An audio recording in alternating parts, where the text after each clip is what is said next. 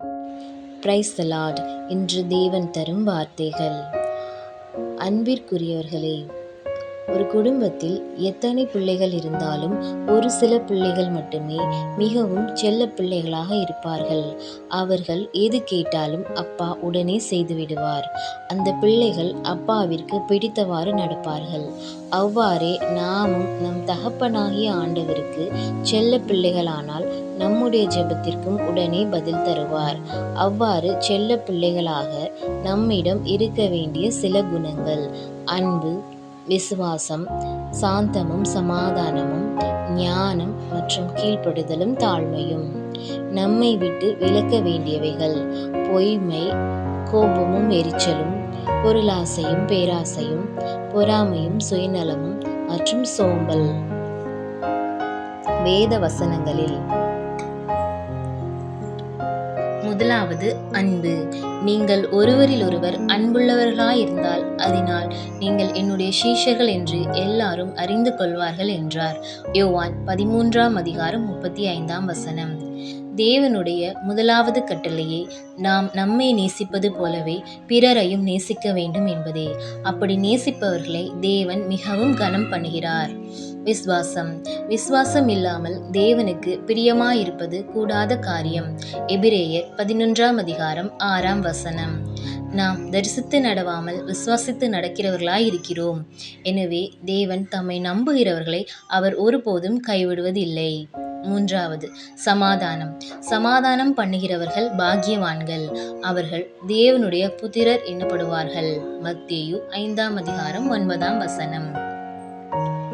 ஒரு அமைதலின்மையோ சண்டையோ அல்லது ஒரு பிரச்சனையோ வருகிற இடத்தில் ஞானத்தோடு யார் அங்கு சமாதானத்தை உண்டாக்குகிறார்களோ அவர்கள் தேவனால் மிகுந்த அளவு நேசிக்கப்படுகிறார்கள். மேலும் சாந்த குணமுள்ளவர்களை இரட்சிப்பினால் அலங்கரிப்பார். நான்காவது ஞானம்.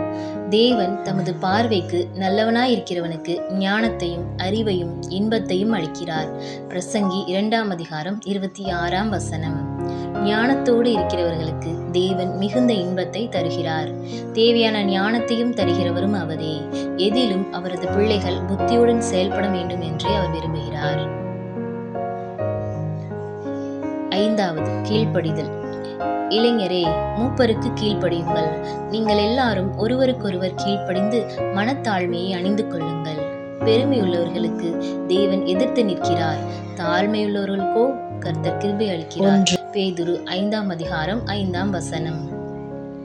ஆண்டவருக்கும் பெற்றோருக்கும் பெரியவர்களுக்கும் அவர்கள் சொல் கேட்டு கீழ்ப்படிந்து நடக்க வேண்டும் என்கிறார்.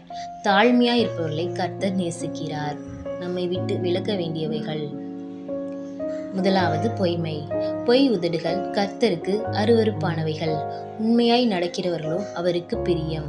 நீதிமொழிகள் 12:22. அவரே சத்தியத்தின் தேவன். அதனால் அவருடைய பிள்ளைகளாகிய நாமும் உண்மையுள்ளவர்களாய் இருக்க வேண்டும் என்று கர்த்தர் விரும்புகிறார். நீதிமான்களை மிகவும் நேசிக்கிறார். இரண்டாவது கோபமும் எரிச்சலும். மனுஷருடைய கோபம் தேவனுடைய நீதியை நடப்பிக்க மாட்டாதே. யாக்கோபு 1:20. மூடரின் நெஞ்சில்தான் கோபம் குடிகொள்ளும். கோபமானது பாவத்தை உண்டாக்கும், சமாதானத்தை குலைக்கும். அதனால் எதிலும் கோபம் கொள்ளாமல் சாந்தமாகவே விவேகத்துடன் காரியங்களை கைக்கொள்ள வேண்டும். மென்மையான சொல், தாழ்மையான பேச்சு கோபத்தை குறைக்கும். மூன்றாவது பொருளாசையும் பேராசையும். பரிசுத்தவான்களுக்கு மற்றெந்த அசுத்தமும் பொருளாசையும் ஆகியவைகளின் பேர் முதலாய் உங்களுக்குள்ளே சொல்லப்படவும் கூடாது. எபேசியர் 5:3. பணம் மற்றும் பொருள் அதிகமாக இருக்கும்போது நம்மை அறியாமலே நமக்கு தலைக்கணம் வந்துவிடுகிறது. நம் ஆண்டவருடைய ஆசீர்வாதத்தினால் ஐஸ்வர்யவானாய் இருந்தாலும் நாம் அதன் மீது நாட்டம் இல்லாமல் இருப்பதையும் ஏழைகளுக்கு உதவுவதையுமே ஆண்டவர் விரும்புகிறார். நான்காவது பொறாமையும் சுயநலமும். ஒருவர் மேல் ஒருவர் பொறாமை கொள்ளாமலும் இருக்க கடவும். கலாத்தியர் 5:26. பொறாமை தேவனுக்கு பிடிக்காத ஒரு காரியம். அது பல தீமைகளுக்கு வழிவகுக்கும். மற்றவரின் நன்மைகளை பார்க்கும்போது அது ஆண்டவர் தந்த ஈவு என்று நினைத்தால் நமக்கு அவர்கள் மீது வரும் பொறாமை எண்ணம் நீங்கிவிடும். சுயநலமில்லாமல் மற்றவரையும் நம்மை போல் நேசிப்பதே ஆண்டவர் விரும்புகிறார். ஐந்தாவது சோம்பல். சோம்பேறியுடைய ஆத்துமா விரும்பியும் ஒன்றும் பெறாது. ஜாக்கிரதையுள்ளவர்களுடைய ஆத்துமாவோ புஷ்டியாகும். நீதிமொழிகள் 13ஆம் அதிகாரம் 4ஆம் வசனம். சோம்பல் வறுமையும் தரித்திரத்தையும் உண்டாக்கும். சோம்பலால் அதிக தூக்கம் வருகிறது.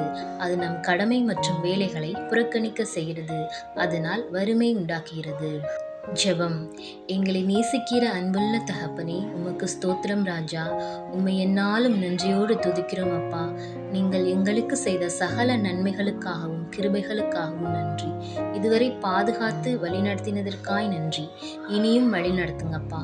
நாங்கள் உமக்கு பிடித்தவாறு உமக்கு பிரியமுள்ள பிள்ளைகளாய் வாழ உதவி செய்யுங்கப்பா. இந்த மேன்மை குணங்களையெல்லாம் எங்களுக்குள் செலுத்தி இந்த சிறுமை குணங்களையெல்லாம் எங்களை விற்று எடுத்து போடுங்கப்பா. தேவன் அப்படி செய்யறதற்காய் நன்றி ராஜா. இயேசு கிறிஸ்துவின் அன்புள்ள நாமத்தில் ஜெபிக்கிறோம் பிதாவே, ஆமேன்.